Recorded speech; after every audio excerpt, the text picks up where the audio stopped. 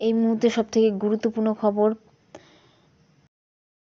আমরা কিন্তু তাতে আর বিজেপি একটা ভাওতাবাজ পার্টি, একটা জুমলা পার্টি, একটা অত্যাচারী পার্টি। সন্দেশখালি নিয়ে বলেছেন, সন্দেশখালিতে একটা মা বোনও মারা যায়নি। আমি চাই না কেউ মারা যাক। আমার কাছে কিছু কমপ্লেন এসেছিল, অ্যারেস্ট করিয়েছি। আমার কাছে যখন কমপ্লেন আসে ওটাও বিজেপি কায়দা করে করেছিল, এবং আমরা কিন্তু তাতে আমাদের লোককে অ্যারেস্ট করেছি। একটা জুমলা পার্টি, একটা অত্যাচারী পার্টি। সন্দেশখালি নিয়ে বলেছেন, সন্দেশখালিতে একটা মা বোনও মারা যায়নি। আমি চাই না কেউ মারা যাক। আমার কাছে কিছু কমপ্লেন এসেছিল, অ্যারেস্ট করিয়েছি। আমার কাছে যখন কমপ্লেন আসে ওটাও বিজেপি কায়দা করে করেছিল, এবং আমরা কিন্তু তাতে আমাদের লোককে অ্যারেস্ট করেছি। আমরা তাদের জায়গা যে যেটুকু নিয়েছিল ফেরত দিয়ে দিয়েছি। আমরা তাদের জমি জায়গা যদি কেউ লোকালি পঞ্চায়েত থেকে করে থাকে সব ফেরত দিয়ে দিয়েছি। কিন্তু মোদিবাবু, আপনি বলুন, সাক্ষী যে দেশের হয়ে কুস্তি লড়ে আন্তর্জাতিক পুরস্কার পেল, আপনি তাকে যে অত্যাচার করলো তাকে দলের নেতা করে দিলেন, কি অ্যাকশন নিয়েছেন? একটা এফআইআর করেছেন? জিজ্ঞেস করুন, বিলকিসকে যখন হত্যা করা হয় আপনি কি নাক ডেকে ঘুমোচ্ছিলেন? হাতরাসে যখন অত্যাচার হয় দলিতদের ওপর, মুসলিমদের ওপর, মা বোনদের ওপর, তখন কি আপনি কুম্ভকর্ণ হয়েছিলেন?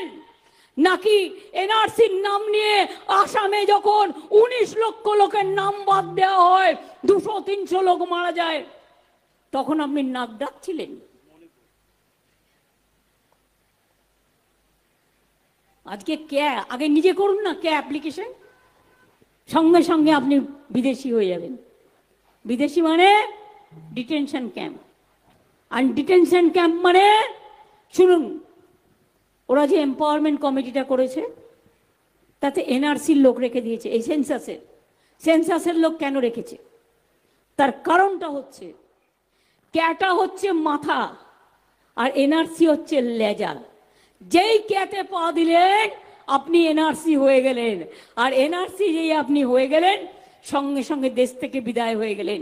এবার আপনাকে বাংলাদেশ থেকে আপনাকে নিয়ে আসতে হবে 50 বছর আগেকার আপনার বাবা মার সার্টিফিকেট। পারবেন আনতে? আমরা তো কেউ কে নই, আমরা তো কেউ এনআরসি নই, আমরা সবাই নাগরিক। কি মা বোনেরা আমার, লক্ষ্মীর ভান্ডার পান, ভোটে ভোট দেন ভাইরা, খেলা করেন, ছাত্রছাত্রীরা পড়াশোনা করেন, মাঠে ময়দানে কাজ করেন, সংসারের কাজ করেন। মোদিবাবুকে বলুন, আপনাকে যে 10 বছর ভোট দিয়ে প্রধানমন্ত্রী করেছেন কারা? আমরা যদি নাগরিকই না হই তাহলে আমাদের ভোটটা নিলেন কি করে? মুখ্যমন্ত্রী, প্রধানমন্ত্রী, পঞ্চায়েত, জেলা পরিষদ সবই তো কর্পোরেশন, সবই তো গণতন্ত্রের ভোটে হয়।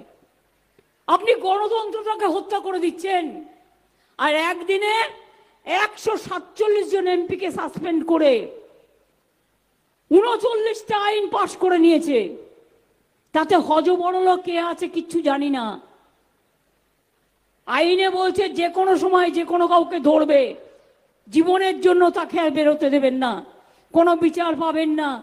গণতন্ত্রের বাণী নীরবে নিভৃতে কাঁদবে।